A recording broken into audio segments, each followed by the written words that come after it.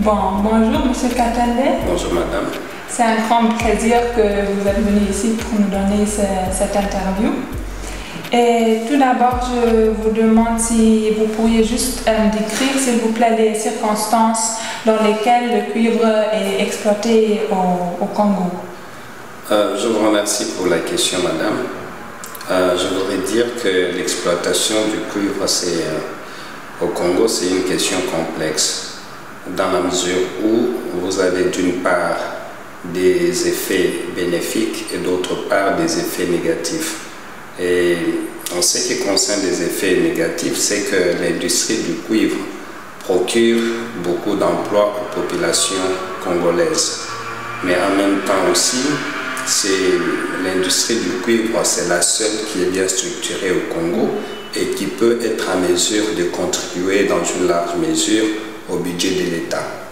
Mais d'un autre côté, il faut souligner que malgré cette importance de l'industrie minière, principalement en ce qui concerne le cuivre, il y a des effets négatifs, notamment en ce qui concerne aujourd'hui l'utilisation des femmes dans l'exploitation du cuivre, dans l'extraction du cuivre, mais pas seulement des femmes, vous avez aussi des enfants.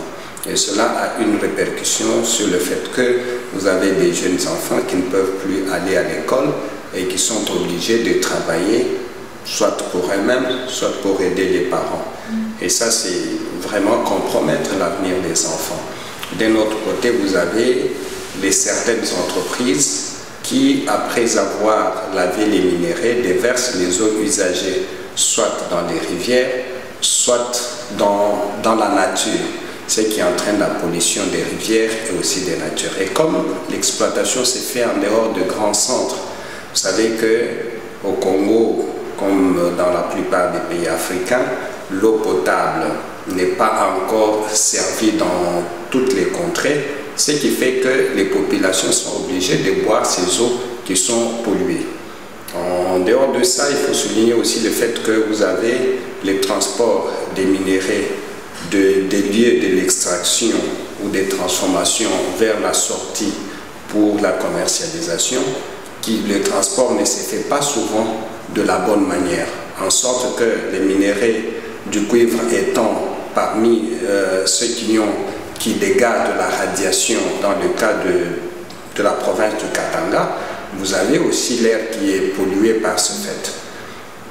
Et tout cet environnement mis ensemble, il faut souligner aussi que les mineurs qui travaillent dans ces sociétés ne sont pas bien payés, même si nous pouvons faire la différence entre les entreprises européennes, les entreprises asiatiques, les entreprises congolaises. Vous allez constater que, quelle que soit la catégorie de toutes les trois entreprises, les conditions de travail ne sont pas bonnes si nous les comparons, n'est-ce pas, aux normes internationales. Donc c'est dans cet environnement-là que le cuivre est extrait en République démocratique du Congo.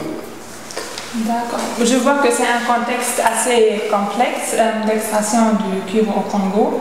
Maintenant, comme on est dans le cadre du projet Paradoxe de la gestion durable, je voudrais bien revenir sur le contexte actuel en Allemagne où le gouvernement a décidé d'abandonner le nucléaire jusqu'à l'année 2022 et puis les énergies renouvelables sont encouragées. Mais pourtant, même ces énergies dites vertes ont bien sûr toujours besoin de matières premières, dans le cuivre. Et puis, je voudrais vous demander, quelle est selon vous la relation entre ce tournant énergétique qu'on a en Allemagne et l'extraction de cuivre que vous venez de décrire au Congo? Merci Madame. La première chose qui se dégage de cette question, c'est que de un, il y aura une course vers les matières premières, non seulement pour ce qui concerne l'Allemagne, disons pour l'Union européenne, mais aussi pour les autres pays à travers le monde comme la Chine. Donc tous ces pays font la course pour, n'est-ce pas, accéder aux ressources. Et cela ne peut pas nous étonner dans la mesure où, même au niveau de l'Union européenne, il n'y a pas une politique commune pour l'accès aux ressources. Ça veut dire que chaque pays s'organise à sa manière pour accéder aux ressources. Et donc cette ruée vers les matières premières risque de mettre en danger ou de mettre de côté les exigences liées au respect notamment des droits de l'homme, les exigences liées à la bonne gouvernance et à la démocratie. Et la conséquence, si ces exigences ne sont pas tenues et que les populations, n'est-ce pas, africaines, particulièrement congolaises, ne vont pas profiter de l'extraction des minéraux. Ce qui veut dire que les Allemands vont en tirer profit parce qu'ils vont accéder aux énergies renouvelables et être dans la situation plus confortable. Mais il faut que les gens prennent conscience que ces conditions confortables entraînent des dégâts en Afrique et particulièrement au Congo. Parce qu'il y a des personnes dont les droits sont violés pour que l'extraction, n'est-ce pas, des minéraux se fasse. Et donc, je pense qu'il est vraiment important qu'au niveau international, qu'on réfléchisse comment l'accès aux ressources, aux matières premières, peut marcher ensemble avec la protection de l'environnement, la protection des droits des travailleurs, la protection, n'est-ce pas, des droits de l'homme de manière générale. Mais je sais que la question n'est pas facile, surtout quand les pays européens font face à un pays comme la Chine, qui, pour accéder aux ressources, ne pose pratiquement aucune condition quant à ce qui concerne la démocratie, quant à ce qui concerne le respect des droits de l'homme. Donc, cette concurrence, je crois qu'elle ne sera pas de nature à favoriser à ce que les populations africaines trouvent leur compte dans la course vers les matières premières.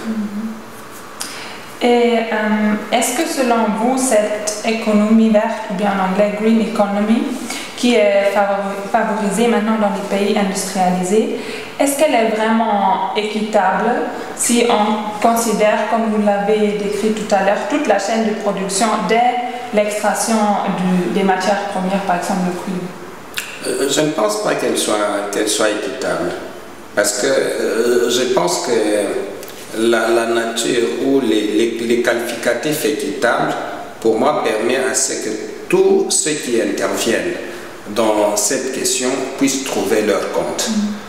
Donc, pour moi, il n'y a pas d'équité, il n'y a pas de justice, dans la mesure où ceux qui ont besoin de ces énergies ont besoin de la matière première, ceux qui détiennent la matière première ne trouvent pas leur compte dans ce commerce. Et donc, je ne peux pas dire que c'est équitable. Et en plus, nos populations n'ont pas assez de moyens, n'ont pas assez de pouvoir économique pour accéder à ces énergies renouvelables. Je prends le cas de la République démocratique du Congo. Il y a certaines catégories de la population qui ont des panneaux solaires, mais ces panneaux solaires permettent juste d'avoir la lumière pour la maison, et c'est beaucoup plus dans les villages. Mais dans les grands centres, les gens ne s'intéressent pas à ces énergies, non seulement parce qu'ils ne les connaissent pas, mais aussi parce qu'ils n'ont pas les moyens pour y accéder. Et donc, pour moi, je peux dire que sur base de ces déséquilibres de pouvoir pour accéder à ces énergies, il n'y a pas une situation équitable, tant pour ceux qui consomment à la fin de la chaîne que ceux qui sont dans les pays où on extrait les matières premières qui servent à ces énergies, à la mise en route de ces énergies renouvelables. Oui, je crois que c'est un point assez important que les populations au Congo n'ont pas ou bien ont un accès assez limité aux énergies renouvelables. Et là, je voudrais demander ou bien est-ce qu'il y a une politique du gouvernement pour promouvoir ces énergies renouvelables, ou bien ça ne fait pas partie de la politique du gouvernement? Non, ça ne fait pas partie de la politique du gouvernement, parce que d'abord, l'énergie, l'électricité sur base des barrages hydrauliques n'est pas encore servie à l'ensemble de la population. Il y a des populations qui n'ont pas accès à l'électricité, et le gouvernement fait des efforts dans ce domaine-là, mais ce n'est pas assez. Je ne le vois pas abandonner ce qui est disponible aujourd'hui pour s'orienter vers les énergies renouvelables. Mais je voudrais quand même signaler le fait que dans une province comme le Katanga, vous avez sur les artères publiques, les autorités de la province commencent à placer des lampadaires qui ne dépendent pas de l'électricité, mais qui dépendent des panneaux solaires, des petits panneaux solaires qui permettent à ce que ces lampadaires fonctionnent même quand l'électricité n'est pas servie.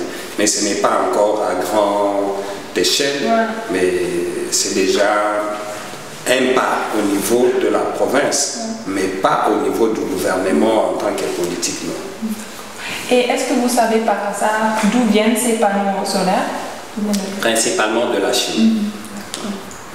Bon, là je viens déjà à ma dernière question. Quel est selon vous le cadre juridique, politique et aussi social qu'on devrait créer pour que ces technologies vertes soient vraiment une innovation au profit d'un développement durable du monde entier et pas seulement un nouveau projet néocolonial qui renforce la dépendance des pays du Sud, des pays du Nord, des anciens pays colonisateurs? Je pense qu'il y a présentement des normes internationales qui peuvent aider à ce que l'extraction des matières premières se fasse dans de bonnes conditions.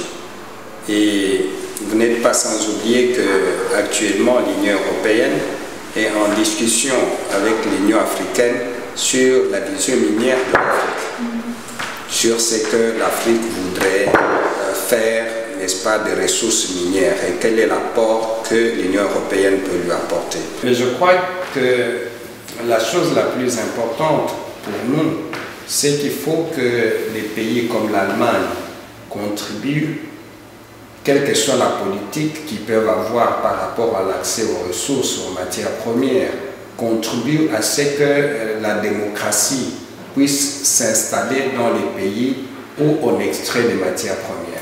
Parce que c'est le seul système qui puisse permettre aux populations, n'est-ce pas, d'apporter leur voix à la manière dont l'exploitation est faite.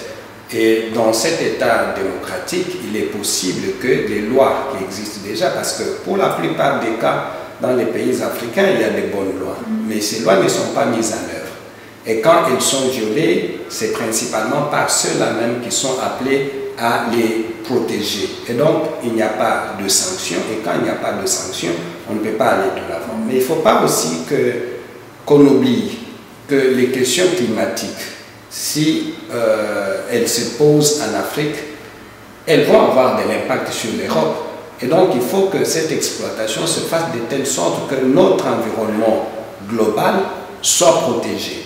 Parce que les conséquences de ce qui se passe en Afrique peuvent toujours finir par avoir des répercussions en Europe ou dans les autres pays du monde. Et je crois que c'est à ce niveau-là que les Nations Unies, l'Union européenne, l'Union africaine, toutes ces grandes institutions politiques doivent prendre conscience que notre planète est en danger et qu'il faut absolument que les efforts conjugués de tous contribuent à sa protection et à sa stabilité.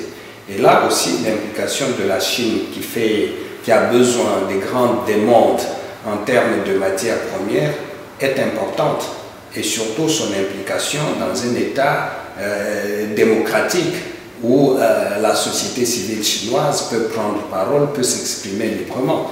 Mais nous savons aussi que là, les demandes des autres pays continuent de l'importance de la Chine, les pays de l'Union européenne, les États-Unis ont toujours des réserves à imposer ou à demander certaines choses à la Chine, principalement en ce qui concerne le respect des droits de l'homme, la liberté d'expression, compte tenu des intérêts économiques et financiers qui sont énormes.